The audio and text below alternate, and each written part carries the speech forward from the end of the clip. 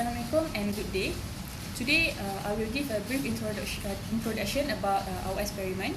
So vibration is an emotion that repeats itself after an interval of time.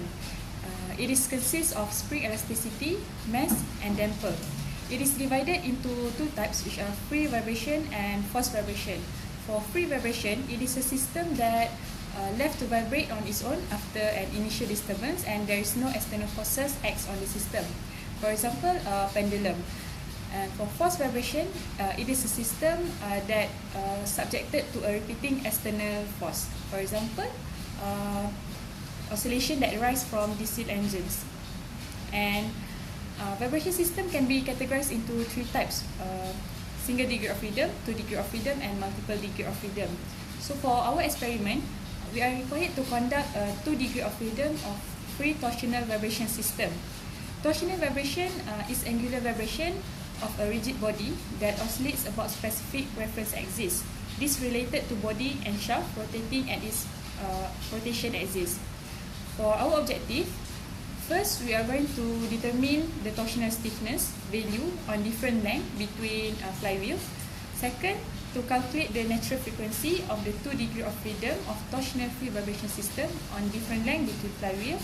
And last one is to find and compare the relationship between decay rate with various distance in between flywheels. Hi, today I'm going to explain to you about the experimental setup of this experiment.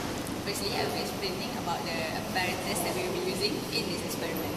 These are the mass of 500 grams, the flywheels and the rotating shaft. And next, I'm going to explain about the procedure of this experiment. Firstly, we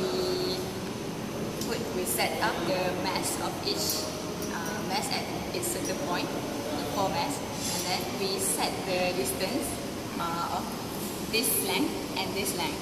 This length, firstly, we put 10 to 35.5, and then we are going to give some initial force, and the result will be taken into the diesel lab. And we are going to proceed to the next distance, which is 20 to 20.5 and 35.5 to 20. That's all. Okay, Assalamualaikum warahmatullahi ta'ala wabarakatuh. My name is Carol Amin bin Suhaimi, MA 11030, and I would like to present about the DESI lab setup. First of all, we need to open the NIDAQ software, and this is the interface of NIDAQ software. Under the data neighborhood, right clicking at the data neighborhood,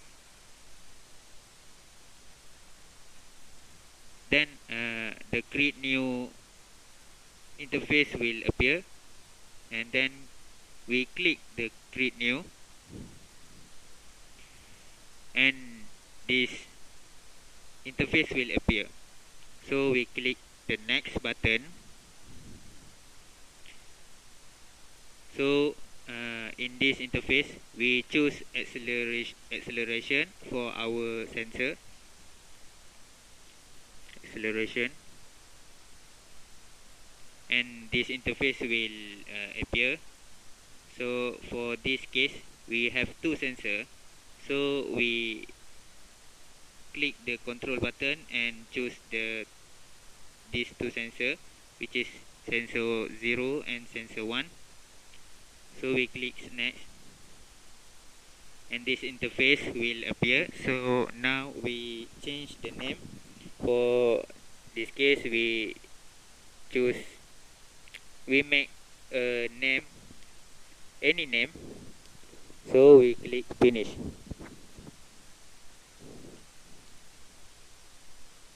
This interface will appear. So we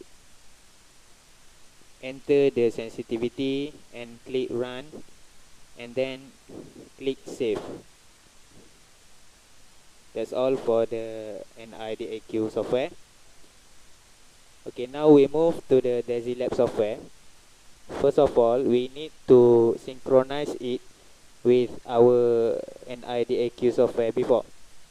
So we click the measurement and then choose the hardware setup and choose NIDAQ-MX, and then we click synchronize with match configuration. After that, this interface will appear. So we click OK. So we have synchronized our NIDAQ software with DesiLab software. So we rearrange the module in the DesiLab, which is the first is task DAQ, which is this is the raw data of our sensor.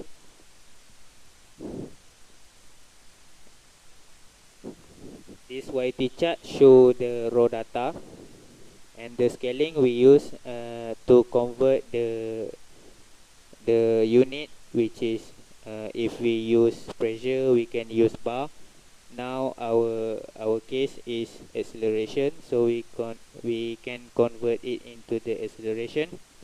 This we use band pass filter, which is low pass and high pass, which is it will filter the frequency in the range, which is we use 50 Hz, and high pass also high pass we use 100 Hz. So this will show the acceleration graph for the acceleration YT chart, and recorder we use to calculate to show the decay rate graph, and this is we use the maximum position, and this list it will appear, so we can copy the output appear on the list. Then this is the data window. We use Henning because Henning is smooth graph, and we use FFT to get the we use FFT as conversion between the frequency domain into the time domain. After that, we show the graph for the FFT, and we take the maximum position and show it into the list, this list. Then we need to calculate the velocity displacement, so it show the displacement graph. That's all from me. Thank you. Okay, Assalamualaikum warahmatullahi wabarakatuh. My name is Siti Aisyah binti Jilani, and I will explain about the result of 2 degree of freedom of torsional free vibration. For the first result, which is stiffness, the first objective, we have 3 distance, which is the T20 and 10, and the stiffness we have 2 for, which is for accelerometer 1 and accelerometer 2, and the stiffness we get from the formula by using first accelerometer we use the 15.5 as the length, and for the second stiffness we use 30 millimeter. And the next, this is the whole for 3 distance for stiffness, and the next which we will show you the natural frequency, which is the theoretical equation. We have 2, which is natural frequency for theoretical and for the experimental, and this is the free body diagram.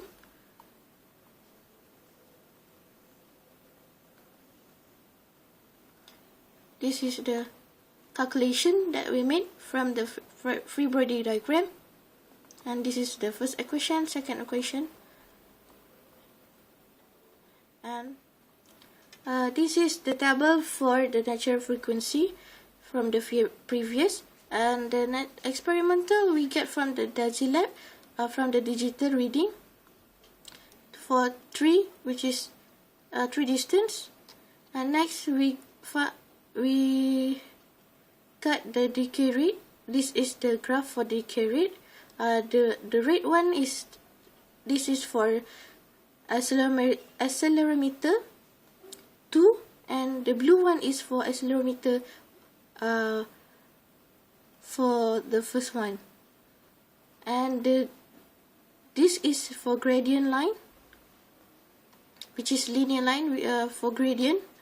This is for decay rate for 30 millimeter, and this is for decay rate graph for 20 millimeter, and this is the decay rate graph for 10 millimeter. And the next is this is the table that we can get from the graph before. That's all from me. Thank you.